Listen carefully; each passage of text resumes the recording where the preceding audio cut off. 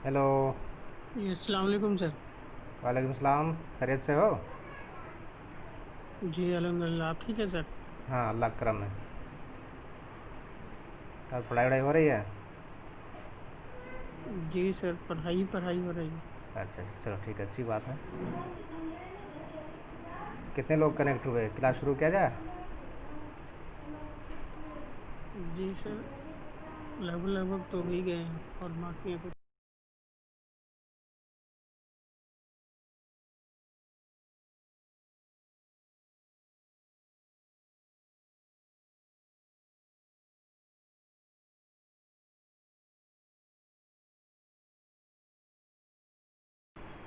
तो ठीक है, क्लास शुरू करते हैं। आज के इस क्लास में हम लोग carcinoma of the gall bladder, gall bladder के कैंसर के बारे में पढ़ेंगे।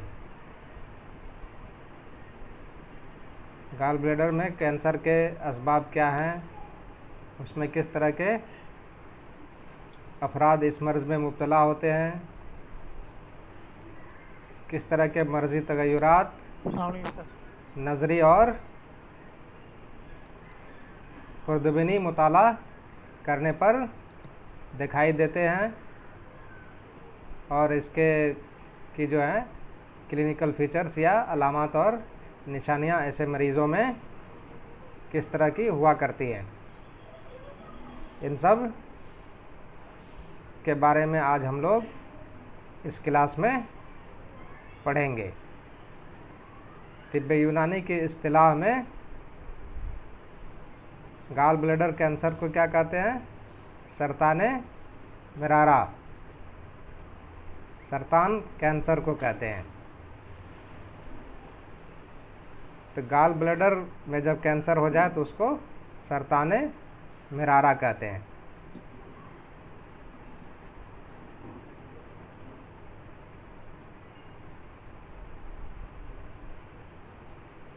कैंसर के जितने भी मरीज़ पाए जाते हैं उसमें लगभग 3% मरीज़ों की तादाद ऐसी है जो गाल ब्लैडर के कैंसर में मुब्तला पाए गए हैं। और जेबी में जो प्राइमरी कैंसर होता है वो आम तौर से एक्स्ट्रा हेपेटिक बिलियरी ट्रैक्ट के मुकाबले में ज़्यादा ही प्रिविलेंट है, ज़्यादा ही पाया जाता है।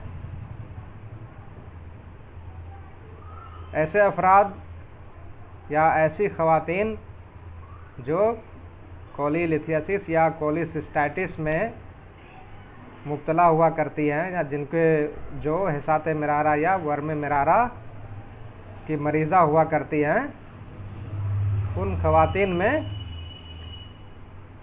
सरतान मिरारा या गाल ब्लैडर का कैंसर आम तौर से ज़्यादा पाया जाता है। यानी इस मर्ज़ में भी औरतें ज़्यादा मुब्तला हुआ करती हैं। उम्र के एतबार से अगर हम लोग देखें तो जो 70 साल की ख़वातीन हुआ करती हैं या 70 साल के जो अफराद होते हैं वो गाल ब्लैडर कैंसर में ज़्यादा मुब्तला होते हैं। गाल ब्लैडर कैंसर के मरीज़ की उम्र ज़्यादातर 70 साल हुआ करते हैं। मिरारा के अंदर जब कैंसर होता है तो इब्तिदा में इसका पता नहीं चलता है, क्योंकि कैंसर जो है रफ्ता रफ्ता बढ़ता है, इसलिए इसकी अलामत और निशानियां इब्तिदा में ज़ाहिर नहीं होती है। जब मर्ज़ इंतहाई फैल जाता है तब इसका इल्म होता है, और उस वक्त तक इतनी ताख़ीर हो चुकी होती है कि सर्जरी से भी इस मर्ज़ का इज़ाला मुमकिन नहीं होता। यानी मरीज़ की एक तरह से समझ सकते हैं कि मरीज़ उस मकाम पर पहुंच चुका होता है जहां वो चंद दिनों का मेहमान होता है, चंद दिनों का मेहमान हुआ करता है। इसलिए इसका इलाज शुरू में मुमकिन नहीं होता है। कौन में बहुत खांसी कर रहा है? सवाल में कौन मुब्तला हो गया है? अब हम लोग इसकी एटियोलॉजी की बात कर रहे हैं कि वो कौन कौन से असबाब हैं जिनकी बुनियाद पर गॉल ब्लैडर के अंदर कैंसर हो जाता है। तो इसके मुतअद्दिद असबाब हैं। मुख्तलिफ असबाब और अवामिल की बुनियाद पर यह मर्ज़ लाइक होता है, जिसमें एक अहम सबब क्या है? कोलीलिथियासिस और कोलिसिस्टाटिस। ये मरीज़ जो है हिसाते मिरारा का मरीज़ हो या वर्म मिरारा का पहले से मरीज़ हो, तो ऐसे लोगों में सरताने मिरारा बहुत ज़्यादा हुआ करता है। आमतौर से 75% जो गॉल ब्लैडर कैंसर के मरीज़ होते हैं, ऐसे लोगों में देखा गया है कि कोलीलिथियासिस या कोलिसिस्टाटिस आमतौर से पाया गया है। यानी वो पहले से वर्म मिरारा या हिसाते मिरारा के मरीज़ थे, उसके नतीजे में वो कैंसर में भी मुब्तला हो गए।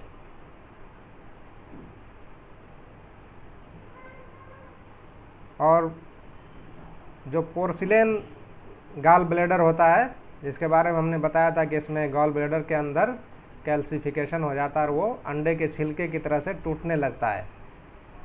तो आमतौर से पोर्सिलेन गॉल ब्लैडर जो होता है वो कैंसर में तब्दील हो जाता है, कैंसर में चेंज कर जाता है।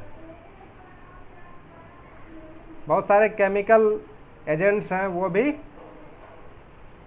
इस मर्ज़ का बाइस हुआ करते हैं। केमियावी मादे हैं जो इसका सबब बना करते हैं। मिसाल के तौर पर मिथाइल कोलांथ्रेन या बहुत सारे जो नाइट्रोसामाइंस हैं और पेस्टिसाइड्स वगैरह हैं, वो भी कार्सिनोजन हुआ करते हैं। और इसी तरह से जो लोग रबर के कारखाने में काम क्या करते हैं, वो लोग भी इस मर्ज़ में ज़्यादा मुब्तला पाए गए। जो रबर इंडस्ट्री में वर्कर्स होते हैं, उनमें भी इस मर्ज़ का वक़ूअ ज़्यादा देखा गया है। जेनेटिक फैक्टर भी इस मर्ज़ में अहम रोल अदा करता है।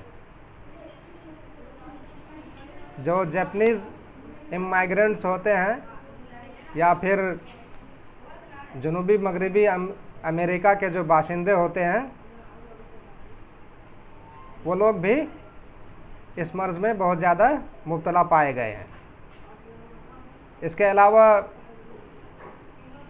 जो हिंदुस्तानी अमेरिका में जाकर मुकीम हो गए हैं, वहाँ सुकूनत इख्तियार कर लिए हैं, उन लोगों में इसका इंसिडेंस कम देखा गया है। इसी तरह से जो मैक्सिको के बाशिंदे हुआ करते हैं, मैक्सिकन्स, उनमें भी लो इंसिडेंस है।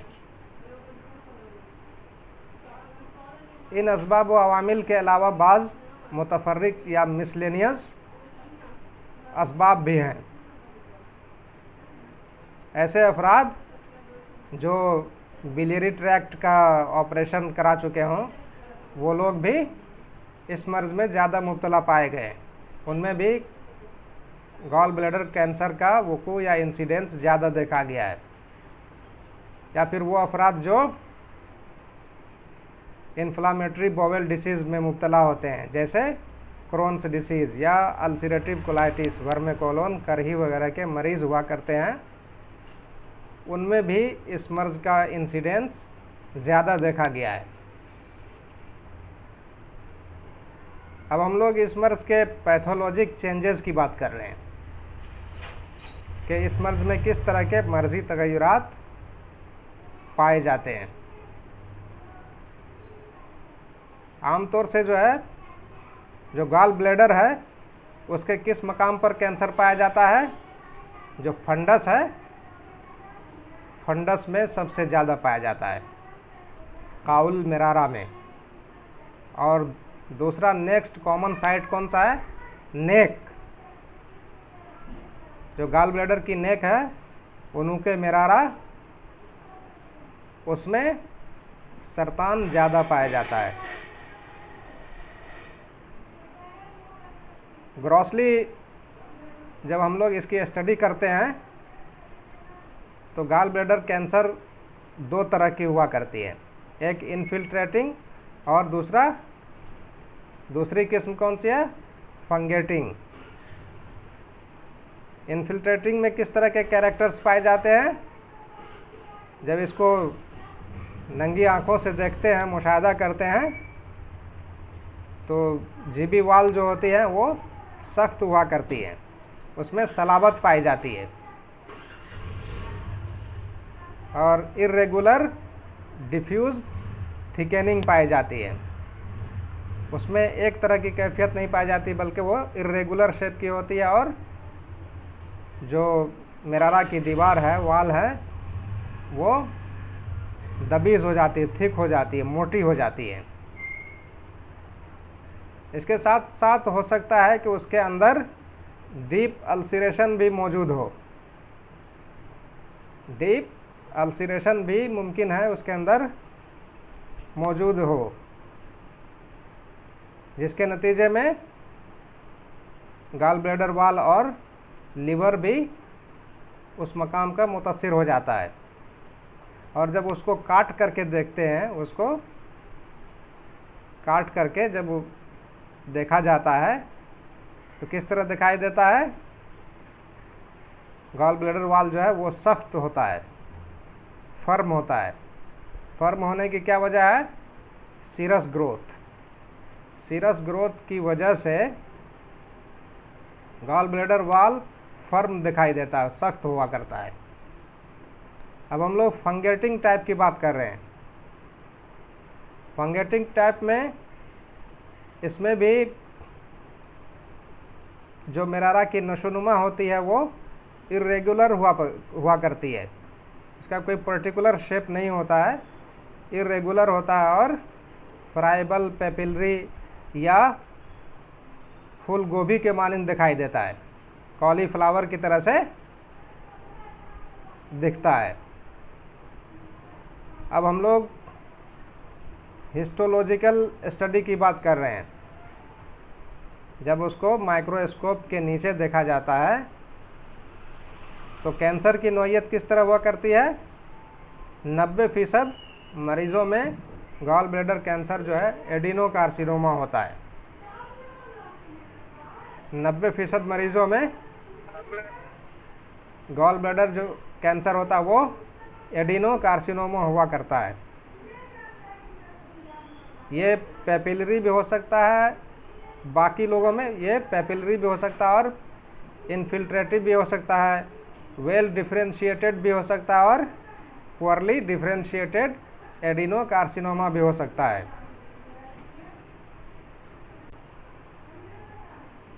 और इसमें म्यूसिन का सेक्रेशन नहीं होता है। अब बाज़ मरीज़ों में जो कैंसर की नौइयत होती है वो कोलोइड कार्सिनोमा होती है, जिसमें म्यूकस पूल्स फॉर्म होते हैं। 5% जो गॉल ब्लैडर के मरीज़ हुआ करते हैं उसमें कैंसर की नौइयत स्क्वेमस सेल कार्सिनोमा होता है, स्क्वेमस सेल कार्सिनोमा। और बाज़ मरीज़ों में मस्कुरा दोनों कैफियत पाई जाती है, वो एडिनो कार्सिनोमा भी होता है और स्क्वेमस सेल कार्सिनोमा भी होता है। तो इसलिए ऐसे जब दोनों कैफियत पाई जाती हो तो उसको क्या कहते हैं? Adeno squamous carcinoma. तो हेलो, कौन आवाज़ कर रहा है? कौन बातचीत कर रहा है?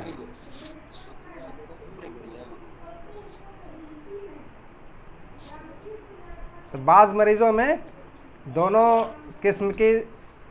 किस्म का सरतान पाया जाता है, यानी एडिनो कार्सिनोमा भी होता है और स्क्वेमस सेल कार्सिनोमा भी पाया जाता है, तो उसको क्या कहते हैं? Adeno squamous carcinoma.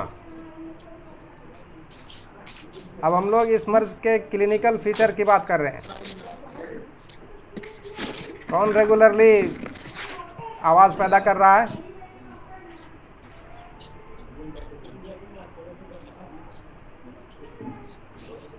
अनवर भाई माइक ऑफ कर दीजिए। अनवर भाई माइक ऑफ कीजिए।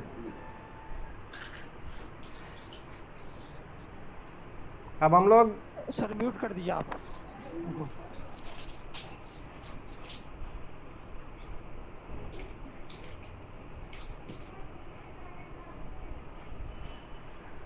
अब हम लोग इस सरताने मिरारा या गाल ब्लैडर कैंसर के अलामात और निशानी के बारे में बात कर रहे हैं।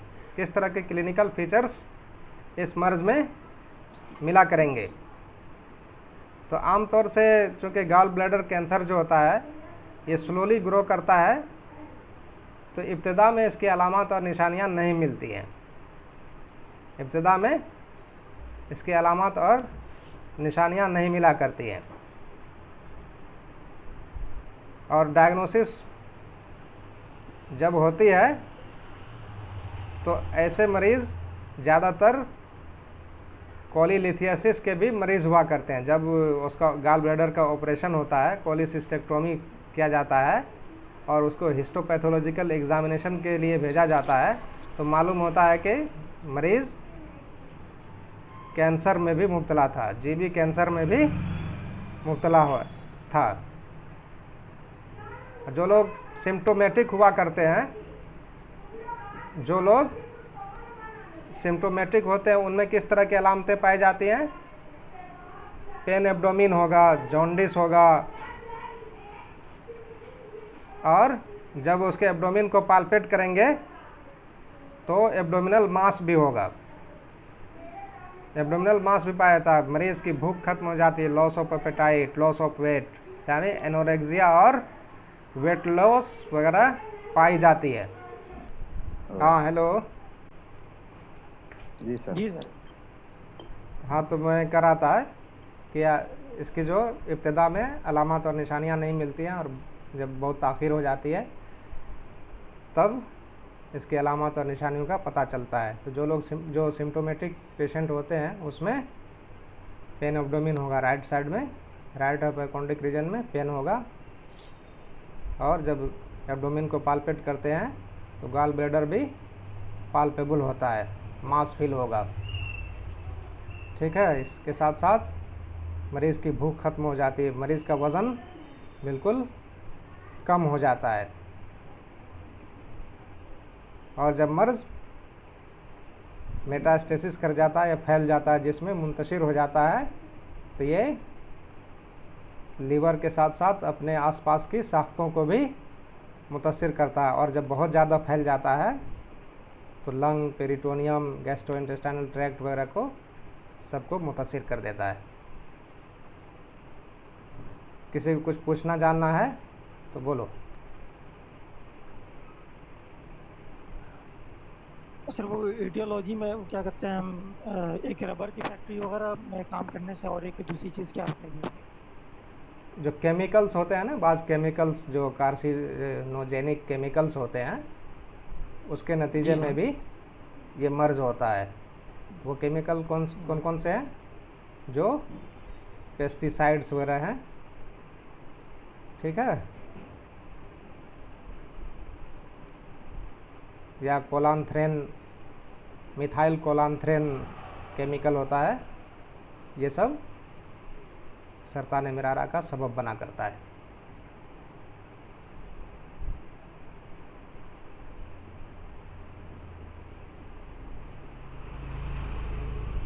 और किसी कुछ पूछना है?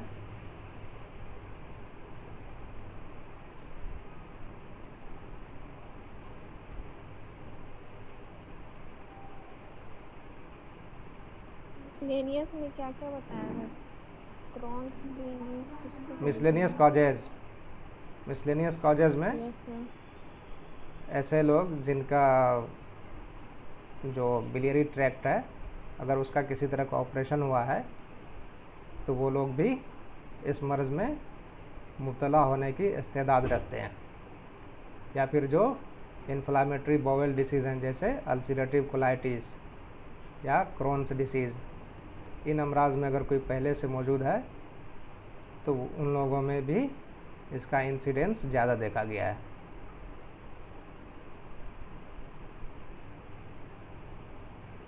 क्रॉन्स डिजीज किसको बोलेंगे?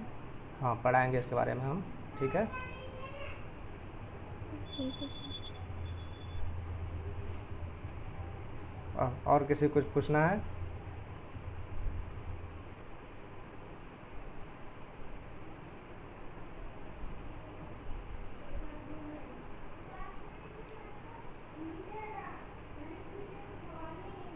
किसी कुछ पूछना है तो बोलो, बताते हैं, या फिर क्लास को एंड करेंगे।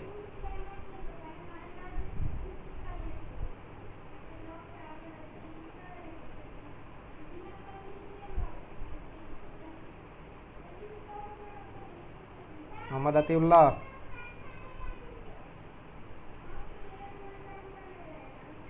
अफजल अली, इनामुल हक, इनामुल हक,